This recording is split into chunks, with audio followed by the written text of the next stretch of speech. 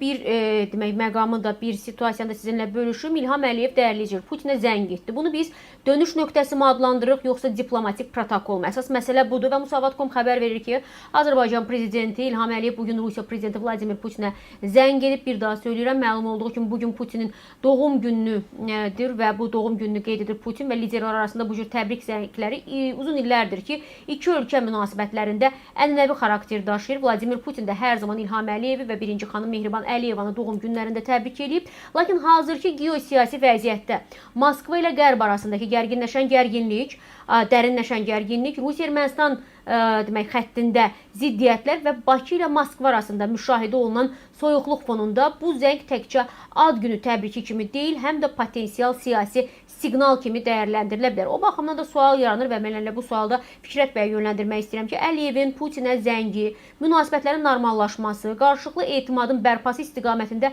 bir dönüş nöqtəsi sayıla bilərmi, yoxsa bu sadəcə diplomatik protokolun davamıdırmı? Yəni, belə deyib, təbrikə təbrik. Sevinç xanım, dərhal və qısa cavab verirəm. Həm birincidir, həm ikincidir. İkisi bir yerdədir. İkisi bir yerdədir. Yəni, bunun alternativi yoxdur. Belə olur da. Bəs münasibətlər, pozulmuş münasibətlərin bərpası necə olur ki? Hansısa bir səbəb olmalıdır, hansısa bir, belə deyək də, bir hadisə baş verməlidir, hansısa bir ad gün olmalıdır, hansısa bir bayram olmalıdır ki, orada bir araya gələsən və bu barışıq üçün addım atasan və Putin bunu atmışdı və cavab olaraq bizim prezidentimiz də atdı bu addımı. Və siz də az öncə xatırlatdınız, mən də dedim ki... Baxarsınız, mən üzr istəyirəm, sizin sözünüzü kəsdim. Buyurun. Bunun ardınca proseslər gedəcək.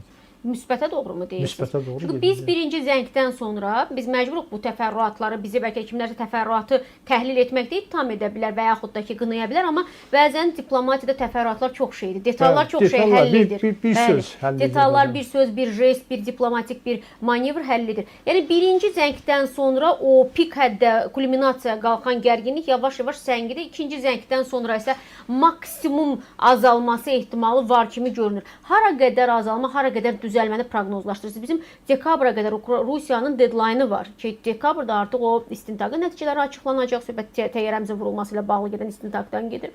Yəni o vaxta qədər Rusiya müəyyən manevrlər etməsi imkanı var, amma istintaq ortaya çıxaracaq ki, əvvəl-axır ki, bu vurulub və necə vurulub. Ondan sonra geriyə yol yoxdur, üzrxahlıq, kompensasiya, günahkarların cəzalandırılması da olmalıdır. Bu zəng dekabra qədər nələri həll edə bilər fikrinizcə?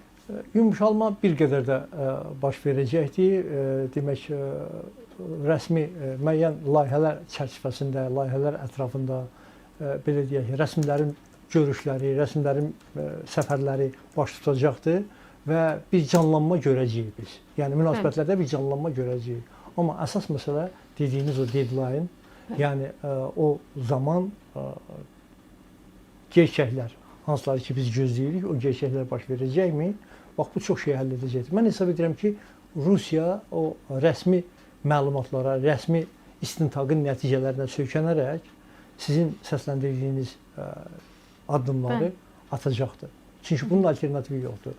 Cənubi Qafqazda Azərbaycanı özdə strateji müttəfiqlik demək kimi bir münasibətdə olan Azərbaycanı itirmək heç lazım deyil.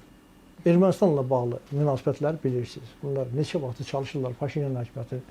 Devirsinlər, devirə bilmirlər. Çünki Ermənistanda insanların baxışları, 70-80% insanların baxışları tamamilə demək, dəyişib və Paşinyan hakimiyyətinin dəstəkliyirlər. 44 günlük ağır məğlubiyyətdən sonra, müharibədəki ağır məğlubiyyətdən sonra belə Paşinyana səs verib onu hakimiyyətdə saxlamaq nə deməkdir? Bu deməkdir ki, Rusiya burada heç nə edə bilməyəcək və elə o müharibədən ötən 5 il ərzində də Rusiya nə qədər cəhdlər eləyir, Ermənistanda heç nə edə bilmir. Ermənistan üzünü qərbə tutub, Ermənistan qərbə doğru gedir.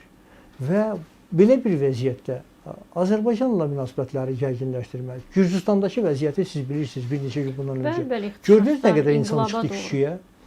Yəni Gürcüstanda da bir, belə deyək də,